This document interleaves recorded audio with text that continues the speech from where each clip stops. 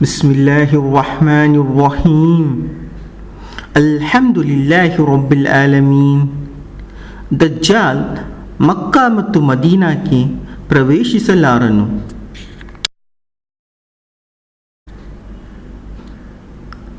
ದಜ್ಜಾಲ್ ಸಂಪೂರ್ಣ ಜಗತ್ತು ಸುತ್ತಾಡುವನು, ಆದರೆ ಮಕ್ಕಾ ಮತ್ತು ಮದೀನಾಕ್ಕೆ ಪ್ರವೇಶಿಸಲಾರನು.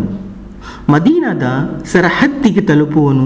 ಆಗ ಅವನ ಬಳಿಗೆ ಮದೀನಾದ ಒಬ್ಬರು ಸಜ್ಜನ ವ್ಯಕ್ತಿ ಬರುವರು ಮತ್ತು ಹೇಳುವರು, ನೀನು ದಜ್ಜಾಲ್ ಎಂದು ನಾನು ಸಾಕ್ಷ್ಯ ವಹಿಸುತ್ತೇನೆ.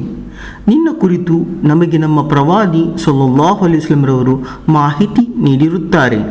ಇದನ್ನು ಕೇಳಿ ದಜ್ಜಾಲ್ ಹೇಳುವನು, ನಾನು ಇವನನ್ನು ಕೊಂದು ನಂತರ ಜೀವಂತಗೊಳಿಸಿದರೆ ನನ್ನ ಕುರಿತಾದ ನಿಮಗೆ ಸಂಶಯ ಉಳಿಯುವುದೇ? ಎಲ್ಲರೂ ಹೇಳುವರು, ಇಲ್ಲ. ಅವನು ಆ ವ್ಯಕ್ತಿಯನ್ನು ಕೊಲ್ಲುವನು ಮತ್ತು ಜೀವಂತಗೊಳಿಸುವನು. ಆ ವ್ಯಕ್ತಿ ಜೀವಂತಗೊಂಡು ಹೇಳುವರು, ಅಲ್ಲಾಹನಾನೇ, ಈಗ ನಿನ್ನ ಕುರಿತಾದ ನನ್ನ ವಿಶ್ವಾಸ ಇನ್ನಷ್ಟು ದೃಢವಾಗಿದೆ. ಜಜಾಕುಲ್ಲಾಹು ಖೈರ್.